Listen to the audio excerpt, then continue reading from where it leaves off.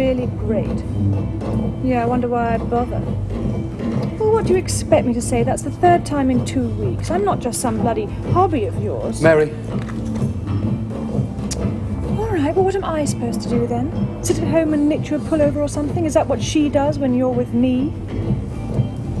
No, I've had enough. I've heard it all before, and I've had enough. Stuff your stupid job. Yeah, and go and stuff yourself too. Ah! Do you think we could get some work done now, or would that be too much for you? Now go and stuff yourself. Oh, very genteel. Not the sort of offer I usually get, I suppose, but more of a challenge. Perhaps you'd like to watch? Let's just get on with it, shall we? Oh, whenever you say so, darling. Whenever your emotional life permits. My emotional life's got nothing to do with you, has it? If it's on my time and on my phone, yes. And if you can't get your head together to do the job, then take up nursing or something, but don't play me up. I'm a professional, all right? And I can do without drama queens in my studio, all right? All right. Let's just take the pictures, yeah? Well, let's see if we can get some of that drama into this picture, shall we? Now, don't smile. Calendar shots. Right. Hold it. Beautiful. That's nice. Pout. Gorgeous. Now don't smile. Look at me. Very nice. And again, hold it. Beautiful. If you've got a smile, give me a big one right into the lens. Come on, smile. Lovely. Lovely. And again. Good idea. Lovely. Big smile. Big. Now what?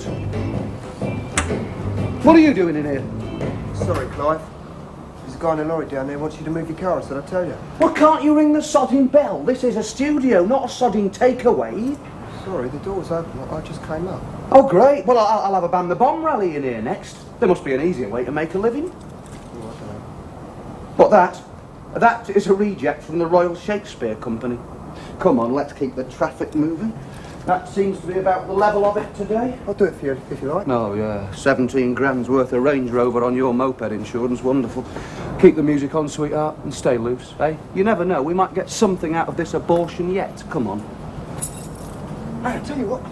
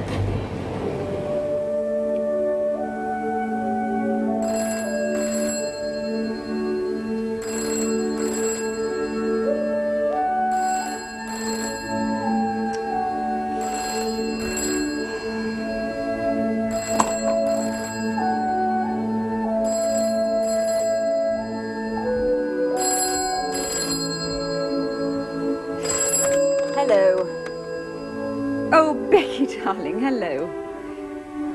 I'm fine. How are you? Oh, no, look, I can't today. I said I'd have lunch with Tom, my MP friend.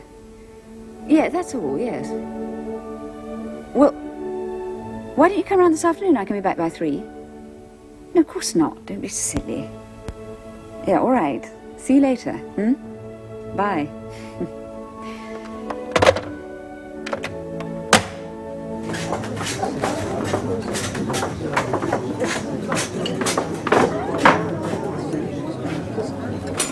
Jemima.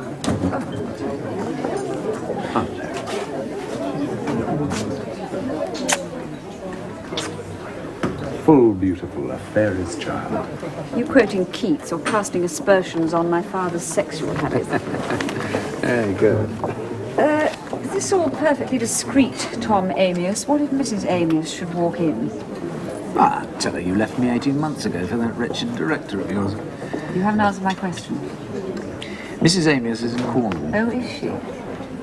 No, it's all right. I'll have avocado with prawns, please, and some trout, new potatoes and green salad. Thank you. Never went to Cornwall when we were together. Some very boring friends of hers have bought a place down there. We're both supposed to be going. But I can't leave London with this referendum thing going on, can I? So she went alone. Do I detect a reason for this meeting in there somewhere? Like what? Like an empty bed. Supposing I said yes. I'm afraid I'd say no. Well, that's what I thought you'd say. Well, if you didn't invite me to invite me, why did you invite me? I may have something for you. On that Secret Services project that you were going on and on about. You told me you couldn't leak government information to a television program. Now, don't tell me you've changed your mind. No, I haven't. But I've got something slightly less than official that you might like to follow up. What you really mean is you've got something you'd like dug over, but your delicate political hands mustn't get any mud on them, is that it? Yes, actually. So what do you want me to follow up? A letter. It came to the house last Friday. Good. Well, who's it from? A man who calls himself Colonel Curtis. He claims he's military intelligence. Lives in Hampstead. Oh, well, he would, wouldn't he? Oh.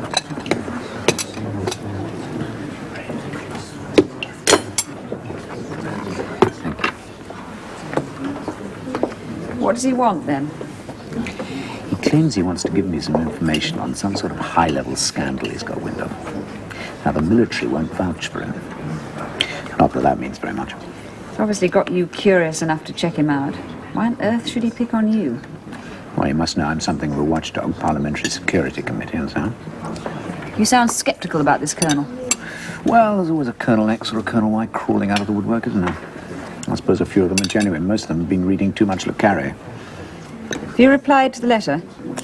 Yeah, very melodramatic. He gave me an unlisted telephone number, special time of day.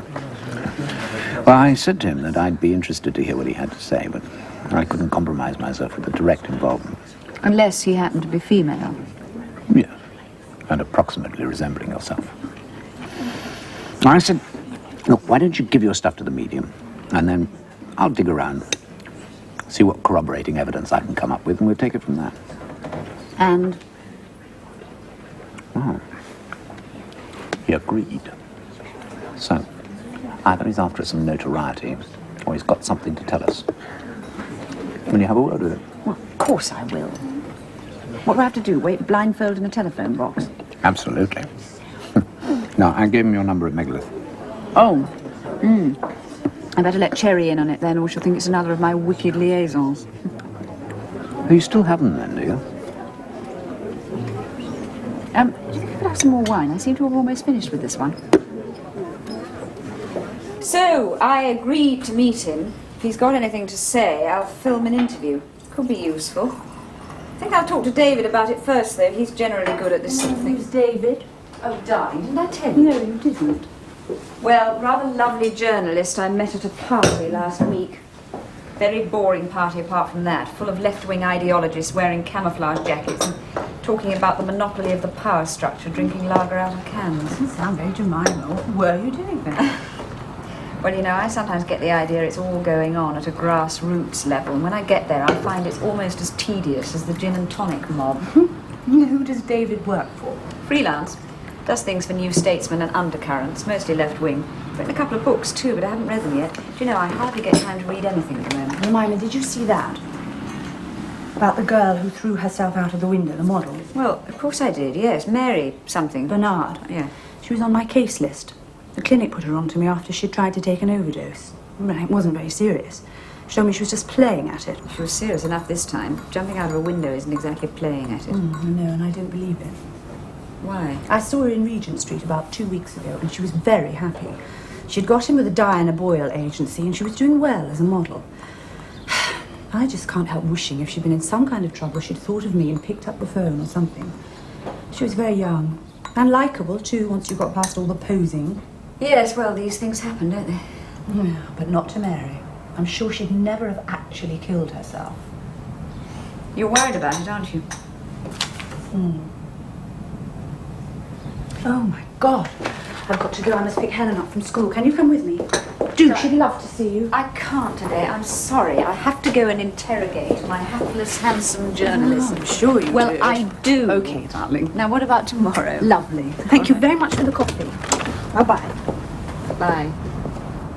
I have to say, for two people that have known each other about a week, we've spent a lot of time in bed together. True. Why do you think that is? Well, it's one way of getting to know each other. And it's very good exercise for both of us. Yes, very pragmatic. Is that all? You want more? What do you know about army colonels? Not much. They spend most of their time organising coups, don't they? No, come on, be serious. I can't be serious if I don't know what you're talking about. Which particular army colonels do you have in mind? The ones who say they've got secrets to tell or sell. Ah, those. Well, they come in different sizes. Defectors? Traitors to the realm and the state or whatever.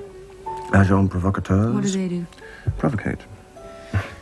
Well, give false information, spread dissent amongst the ranks. It depends on what they're trying to do, who they're working for. Why are you asking me, Lily? Because I've got one. Or will have tomorrow. What? In the flesh? Where from? A tame MP put him on to me. Piping hot from the corridors of power, is he? What's his background? I don't know yet. My man says he wants to spill the beans about something nasty in the Westminster woodshed. Yes. They all want to do that at one time or another. I wouldn't expect too much out of it. Why is that? Whether he's genuine, or a plant, or even just a crackpot with some dingy facts to get off his chest, he's bound to be what's known in the trade as a non-admitted person, which means that he won't officially exist, and probably never did. And any accusation he might make will be smartly denied, and records brought forth to prove the denial. Once you start delving into the state clockwork, you're in Alice in Wonderland territory, believe me. Curiouser and curiouser. You're not a non-admitted person, are you, David? I might have to investigate you. That's a good idea.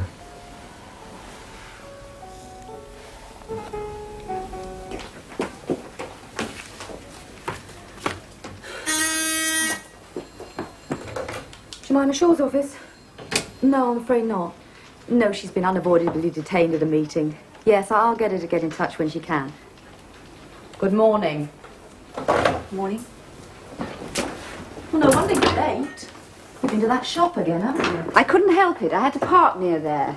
You know, I think they must have a hypnotist working in that place who sits there willing me in. And another one who makes your critical faculties go blank when you look at the prices. I mean, how much was that little number? Don't ask. I don't remember. There, I told you. I ought to give you shares, or at least a discount. Wouldn't be the same. Besides, I've got to look good today, haven't I? I'm meeting my first non-admitted person. You what? Colonel Curtis, the spy who came in from Hampstead. Oh, yes, he rang this morning to confirm today's appointment. Oh, good. Did you check him out at all? Of course. There is a Curtis on the army list who was commissioned during the war. But the Ministry of Defence, they won't give me anything else about him. So what is he? I don't know yet. That's why I want to interview him. Oh, well, you might have a problem there. Why? Well, he said no cameras or anything. No, the meeting's to be strictly on a one-to-one basis or no meeting. Or what? Damn. I told him you wouldn't be pleased. What did he say? He rang off. Oh, did he now? Ugh. Well, I shall just have to be tricky about it, that's all. How? I shall tape him. You can get the sound boys to rig up a recorder in my flat somewhere and put a mic in. I shall get Terry to take photographs of him as he comes and goes. Then I could use those, do a voiceover with the tape. What do you think? It's very clandestine. But you can't have Terry. He's booked for an OB this afternoon. Thought I told you to get him for me, didn't I? Well, if you'd been in earlier, I might... Oh, yes, all right. Doesn't matter anyway. I know a freelance who might rise to your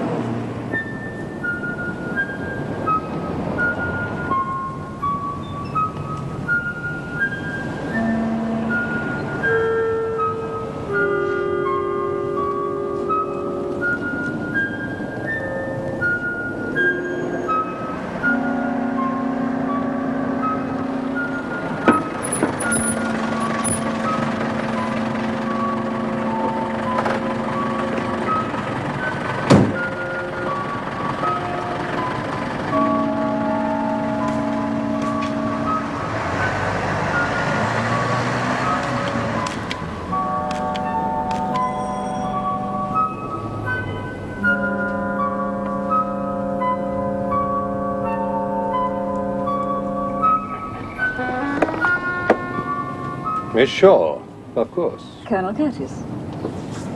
I see that you were expecting me.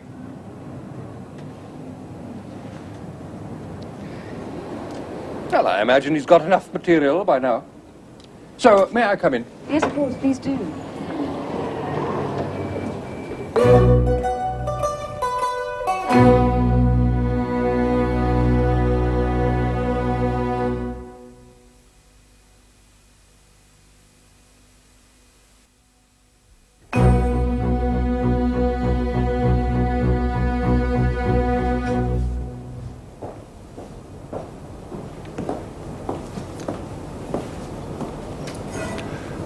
I expect you've got a tape recorder around here somewhere. But I've no objection to that, as long as this meeting is simply between you and me. May I sit down? Oh, yes, of course, please do sit down, Colonel. Would you care for a drink? Oh, indeed I would. A whiskey if you have it. Yes, of course.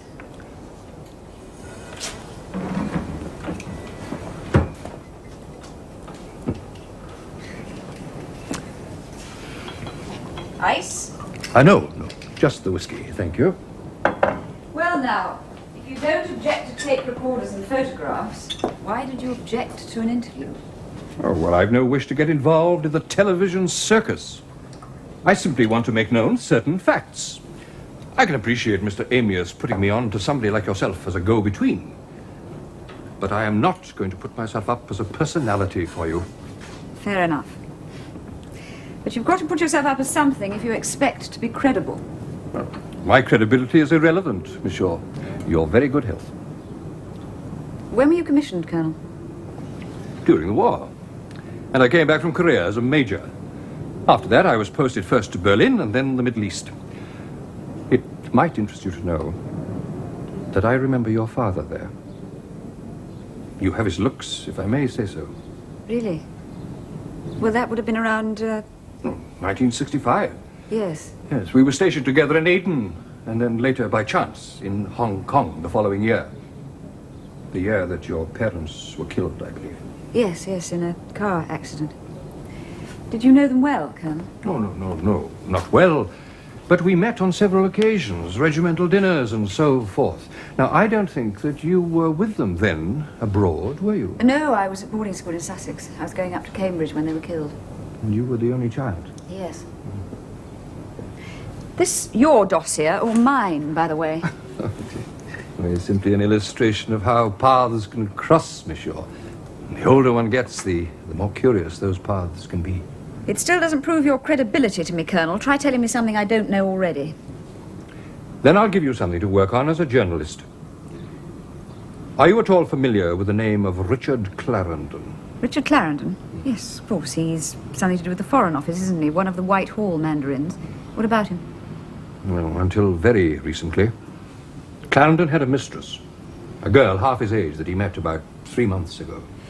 That hardly qualifies him for the Guinness Book of Records, Colonel. An awful lot of men have mistresses half their age. If you're trying to make some kind of political scandal out of it, I'm afraid you're about 20 years out of date. As I said, young and pretty. pretty enough to be working as a model here in London? Well, yes, like a lot of other pretty mistresses. Oh, yes, I agree. But not all of them end up silenced for it, Miss Shore. By which I mean murdered.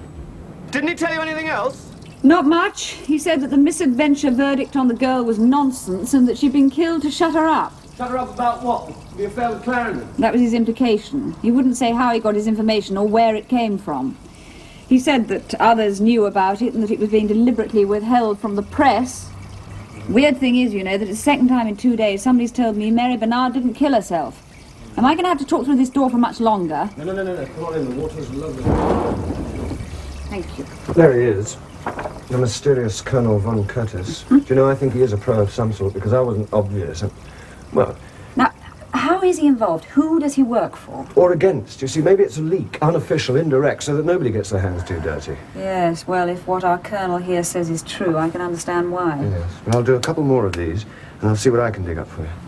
And I'll talk to Becky again, see what she remembers about Mary. If either of us come up with something, we'll try and make sense of it between us. All right.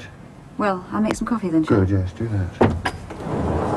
Am I getting paid for this, by the way? I don't have a daily rate for espionage. Don't worry. We'll think of something.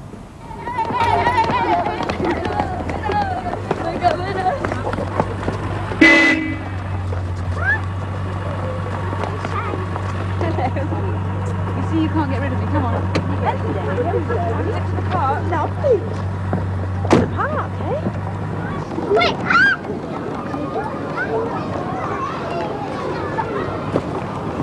She seems to have grown another 2 inches every time I see her. Oh, no.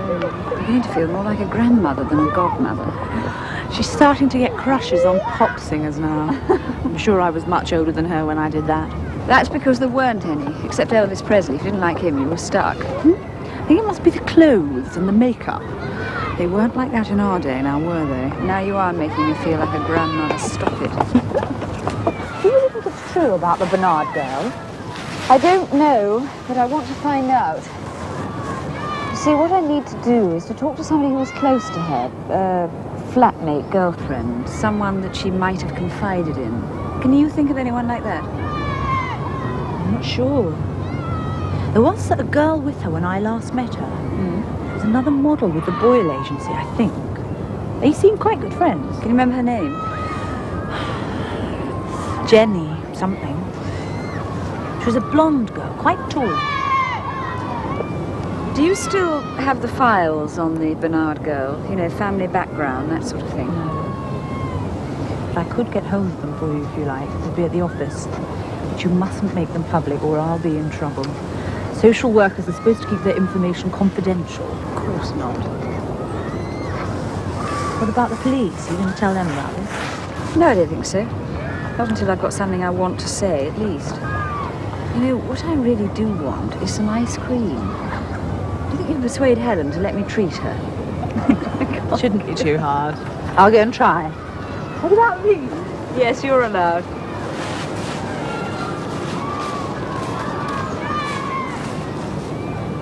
All right, stick that away and put a 50 on the pen tax. I'll need the tripod too. I'll get it. Make sure the lens is clean. I don't want a fingerprint file. Yeah? Clive Gartrell. What's the name on the bell? Who are you? I know you, don't I? Jemima Shore, Megalith TV. Oh, yeah, you do a programme. Yes, I do. I wondered if I could talk to you for a minute. What about? Mary Bernard. Do you want to grab a coffee, love? Why not? I might as well open the bleeding waxworks and forget about taking pictures. What are you going to do then? Half-hour special on her wicked, wicked life, or do you want to sell me some windows you can't climb out of for a commercial? I just wondered how well you knew her and if her death makes any sense to Nobody's death makes any sense to me, sweetheart. As far as I'm concerned, we should all make £500,000 a year and live forever. Mary Bernard didn't do either. She made 400 quid in a good week and she's dead. And that's all I know. And I didn't screw her either, just in case you were going to ask. Well, if you didn't, who did? Oh, let me see. What do you want to know for? Did you have a lot of affairs, men? Do you? You didn't answer my question. Neither did you. Depends if there's an hour in the month. What about Mary? Depends whether she could smell Grecian 2000 or not. She likes them seasoned. Well, some do. What's your taste then? TV producers? Oh, Catholic. I was a convent girl. Can you think of anyone she talked about in particular? Yeah, herself. Models do that. But they talk about each other too. Look, if you're asking me whether she rabbited onto me about a love life, the answer is no. What about Jenny? No, you know her as well, do you? Well, I'll start having my suspicions about your Catholic tastes in a minute. Why? Well, Jenny Stone's the sort of lady who'll try anything once, isn't she? But you don't know her, do you? Do you know where I can find her? How should I know? Ask her agent. The Boyle agency, same as Mary's. That's right. And your minute's about up. I've got work to do. Did you like Mary? Yes, I liked her. She had a brain like candy floss, but I liked her, and now I'm trying to get it off me back. A suicide on your doorstep isn't exactly inspiring. Bad for business, would you believe? What if it wasn't suicide, Clive? What if somebody killed her? Listen, I had the police all over here for a week. All over me, too. Now, they said misadventure. Either she jumped or she was pissing about somehow and she fell. I don't know which. But either way, it looked bad enough to me, because I saw her down there. So don't give me any of your TV crap about murder. I don't want to know. Now, can I get some work done, or what? Sure, yes. Thanks for your minute. Hope I didn't disturb you too much.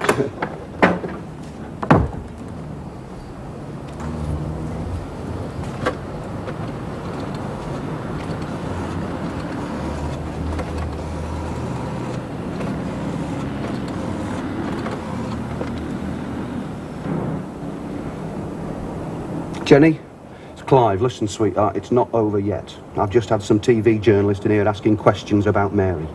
She's got your name from somewhere, too. I don't know, do I? Just keep quiet if she shows up, that's all. Now, we're all in this now, right up to our necks. I think you've got an unofficial leak in the ship of state, Tom. He says that Richard Clarendon was having an affair with the model who died last week, and that her death wasn't an accident. Now, put two and two together, you've got murder. But, yeah. Well, I think you should talk to Richard Clarendon, don't you? No, I haven't yet, but I can't keep it quiet forever. All right. Yeah, call me tomorrow, then. Sweet dreams.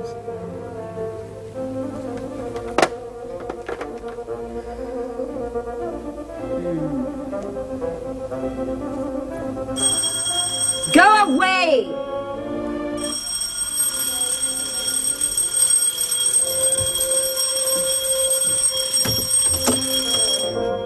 Oh, did I interrupt something? Yes, me and my bath. This is not a civilized hour to call on people. Some of us have to get up early and work in the morning. Yes, I've heard that nasty habit. Don't let me stop you. We can talk in the bath. Talk about what? You found something? Nothing on the Colonel, but a man with his ear to the ground in Westminster tells me that Clarendon was involved in some very delicate bargaining with one of the OPEC countries just now.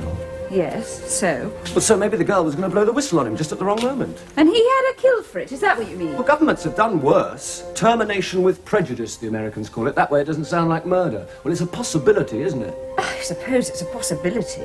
Why should the Colonel want to leak a story like that just now? Well, who knows? Maybe the military didn't like whatever the deal is. Maybe the Colonel didn't like it, took it into his own hands to discredit Clarendon. The War Office stabbing Westminster in the back? Well, let's wait and see what Clarendon has to say first, shall we? Are you going to confront him with this? No, not me. Tom Amius can. But you know, I've got a feeling there's something else in there. Really? Like what? I don't know. Now, I am going back to my bath, and you are going home. Don't you want to talk about it? Not tonight, neither do you. I could try. You already have. Good night. All right, but you owe me, remember. Now, how could I forget?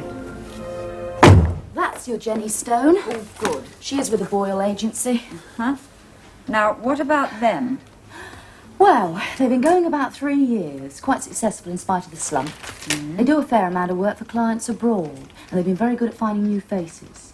Now, Diana Boyle, she's an ex-model herself, did quite well in the 60s. She fronts the company from an office in Maddox Street. But the money man is a gentleman called Syed Bayrun. Now, there's a name to conjure with. Anything on him at all? Yes, some. He's Iranian. Took up British residency after the fall of the Shah. And he does well enough out of his interests to own a house in Mayfair and another in Sussex. Now, Boyle met him about 4 years ago and introduced him to some of the Gucci brigade around London. Well, he buys and sells property. He's got a restaurant called Arabian Nights. And one of those cheesecloth emporiums in Kensington. Now, that's as well as the model agency. Arabian Nights. What about Jenny Stone? Did you get hold of her? Well, no, not yet. I mean, there's been other stuff piling up in here today. Yes, all right, I'll handle that for now. I'm expecting a call later from Tom Amius anyway. Not Tom Amius. Yes. Pay a visit on this Boyle agency, would you, Cherry? Give them a line about some programme we're doing on modelling or whatever you like. See how she reacts. Hmm? Never know, she might offer you a job. You never know. I might take it.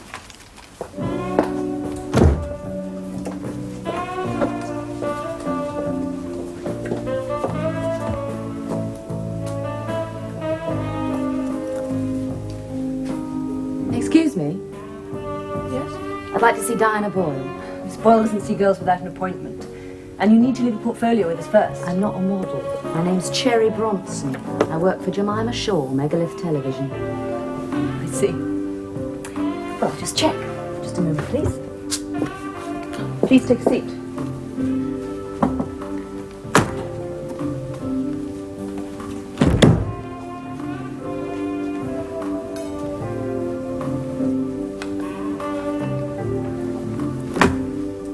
Would you come in, please, Miss Bronson? Miss Boyle does have a moment. Thank you.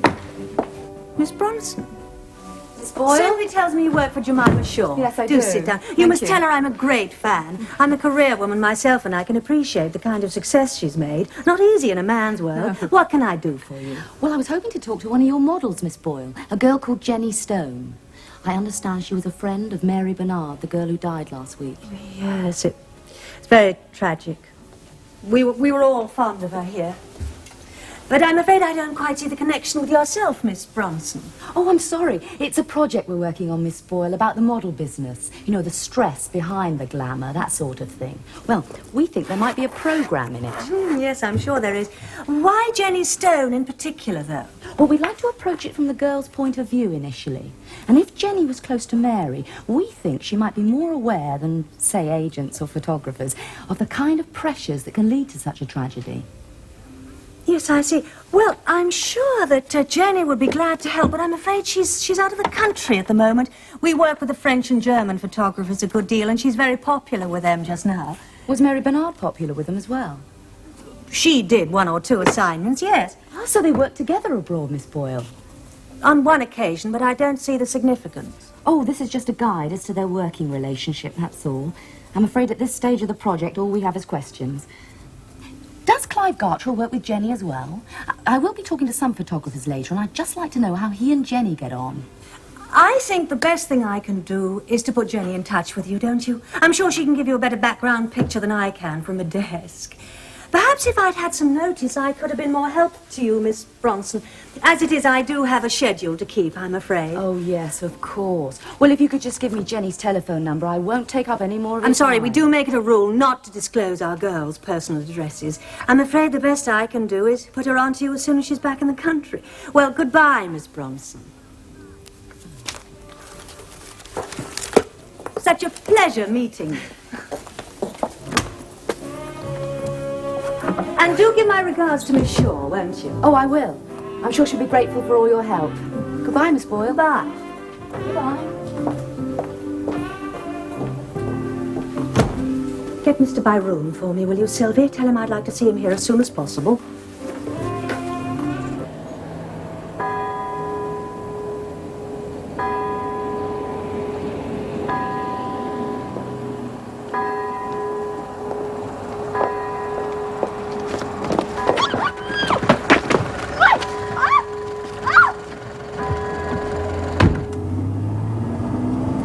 Good afternoon, Miss Stone. Please forgive the informality of our rendezvous. It is most important that we see you. What are you doing? What do you want? Unfortunately, it is not what I want. But other people seem to want very much to talk to you about your poor friend. I am afraid I cannot allow that to happen.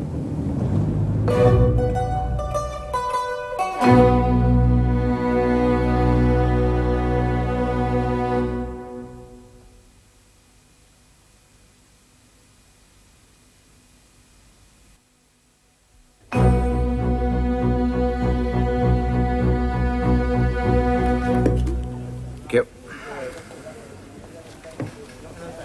Clarendon was having an affair with that girl. Ah, so our Hampstead spy was telling the truth. Yes. Clarendon denied it at first. and I've just had a phone call from the Foreign Secretary. Apparently security knew about it almost from the word go. Curtis was way out of line telling you about it.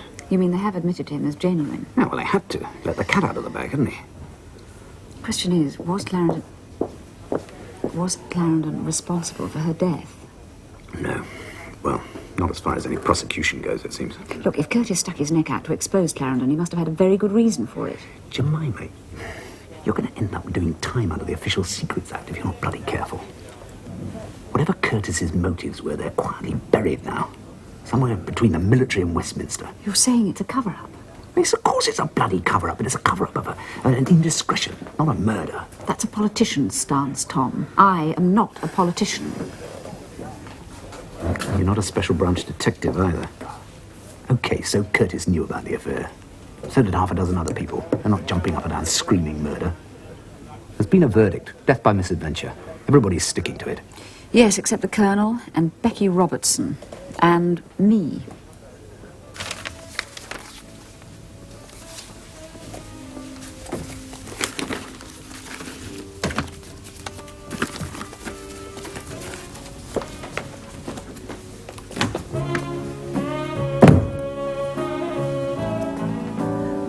Put any calls for me onto the answering machine, will you, Sylvia? I shan't be back today.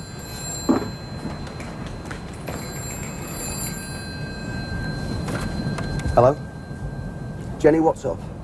What? Yeah, I'm here for an hour or so. Why? Yeah, all right. Don't start blubbering. It's done now. We can't change that. That chick hasn't got you, has she? Good.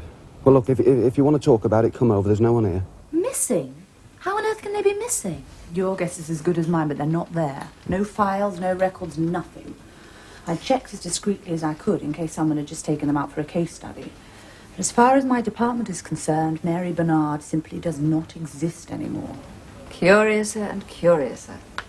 Well, it would have to be someone with enough power to go through the social service records whenever they felt like it. But I'm beginning to think this hasn't got anything to do with them, you know. I mean, her death, not the War Office or Westminster. What? I don't know, but I think it's a coincidence. Whatever his motive for telling me, Colonel Curtis assumed that the girl was killed because of her affair with Clarendon. I think there was another reason. Why? I'm not sure, but Diana Boyle and Clyde Gartrell were both stalling on us, and neither of them wanted us to get close to Jenny Stone. She's the one I've got to talk to. I'm going to have to start by retracing my steps a bit. Here's looking at you, kid.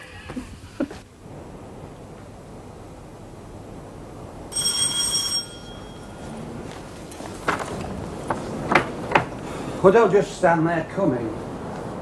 What's the matter? I sincerely hope that nothing is the matter, Mr. Gartrell.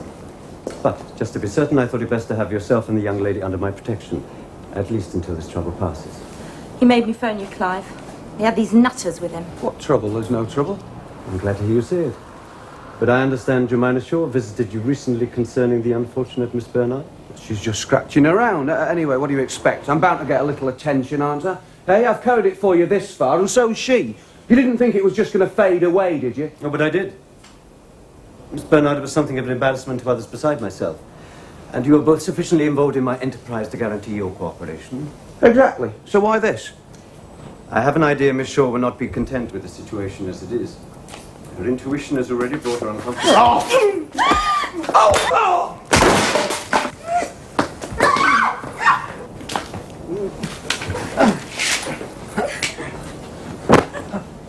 That was stupid and unnecessary. If you resist again, I shall break your fingers one by one. Now, please come.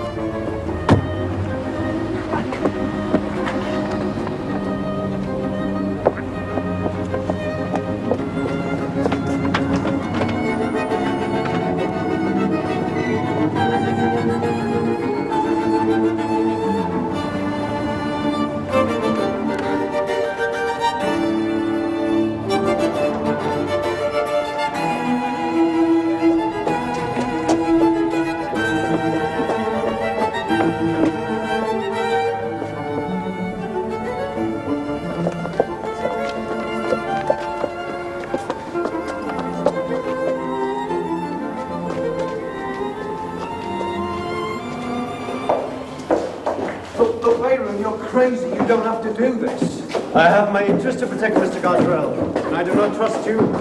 These men I trust. I want to bury you and stop you now. You can't show up that book with you.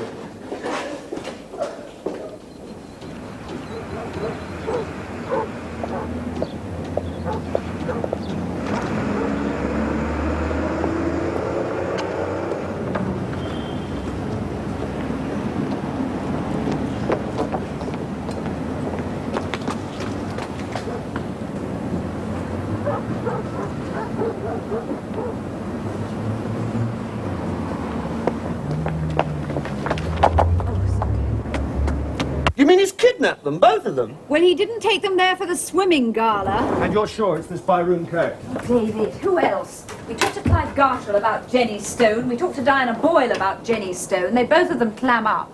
Next thing I know, I'm watching a rich Arab hustle Clive and Jenny away as though they had bubonic plague.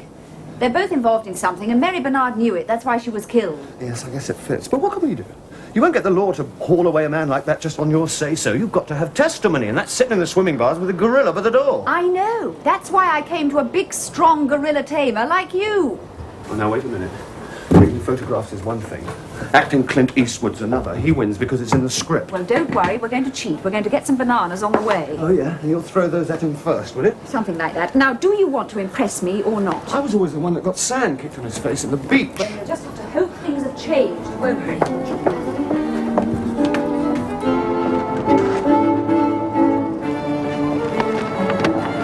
You get the most extraordinary ideas, Jemima. I wish I knew it was going to work. Well, if it doesn't, we can always share it out as a last supper between the four of us.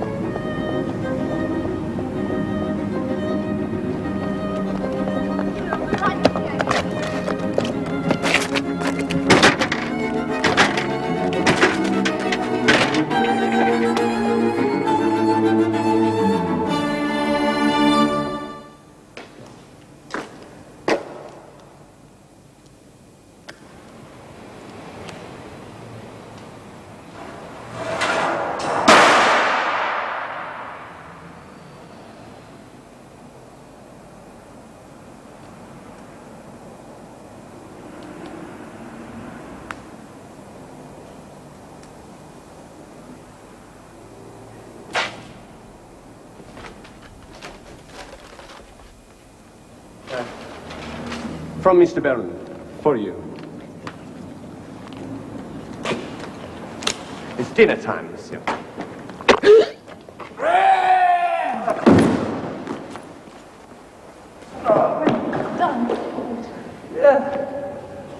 Come on, Jemima, the gun.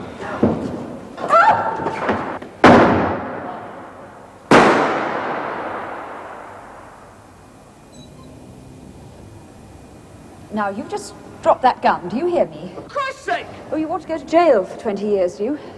Now, you just drop it. No nice curries there, you stupid oaf.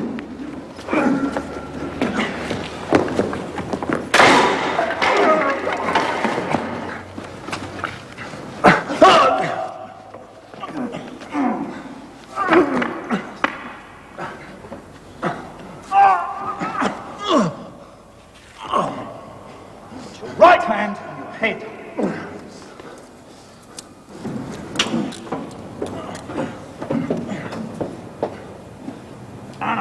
Well, I wouldn't play that game too often. No, I promise. There's some situations that even Jemima Shore can't talk her way out of. No, I trust you'll forgive the intrusion. Well, I bloody well will. Still, he didn't go too much on the Vindaloo, did he? That man, you had me followed all the time. I wanted to know, you see. My hands have been rather tied lately. What's it about, Jenny? Did Byron kill Mary? Listen, that's not down to us, right? You want to nail Beirut, okay. Now, we're in a bloody mess, but we didn't kill anybody, right? So what were you up to? Tell me, Jenny, and I'll go to the police with you. I'll tell them about all this and that you wanted to talk, but you were stopped by Byron. You'll say he stopped us from turning him in. That's what you wanted to do, wasn't it, Jenny? Right, Miss Shore. Okay. We were running smack for him. Bringing it over from France, Germany. What the hell's smack? Heroin. Yeah, heroin. Beirut had a connection in Iran. They brought it over to the continent. Boyle knew the setup, so she booked us together when there was any work there. Nasty. But paid a lot more than snapshots. And Mary found out? Yeah. How? She came with us 6 weeks ago. When she saw me with it in the hotel, I told her. I thought she'd be cool. She was. Too cool. Stupid bitch. Like what? She only threatened to pull the plug on Beirut if he didn't pay her the ridiculous amount of money she asked for. Blackmail. Right. She said she wasn't scared of him. She knew some heavy guy in government who'd walk all over him, some minister or something. You can't threaten a guy like Beirut. He's got an army out there on the street. What was she going to do? Phone the House of Commons? But she was killed in your studio. How did Byron manage that? The bastard set me up. Come on, David, let's call the police. Listen, I've told you, we didn't kill anybody. I was in it because I liked money, not murder. Heroin and murder. I hope they lock you up with the rest until you rot. You're scum. Billy. Seems I was right about the murder, but wrong about the motive. You dug up rather more than I expected, Miss Shore. Wait for the police, Billy. Sir? And if you get any trouble, shoot them. Very good, sir. You said you were going to talk to them for us. Yes, I'm going to tell them you were smuggling smack. What was she to you, Colonel? Mary Bernard? Colonel? Colonel?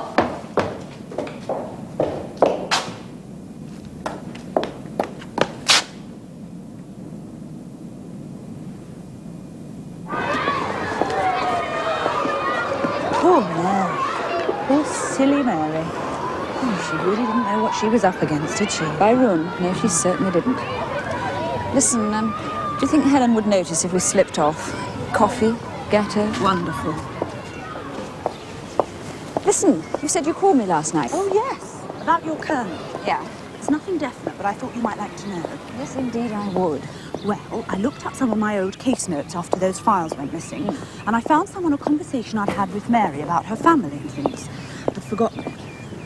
But anyway, she was adopted right after she was born. She never knew her real parents, but her adopted mother told her it was all some forbidden affair in a well-to-do colonial family, tea plantations and all that. Yeah. She said her father had been an officer in the army stationed abroad. Put two and two together and it would explain why he stepped forward, wouldn't it? Well, what do you think? I think you ought to take up detective work, darling. Now, have you ever thought of doing an investigative program on the television? Have you ever thought of being a social?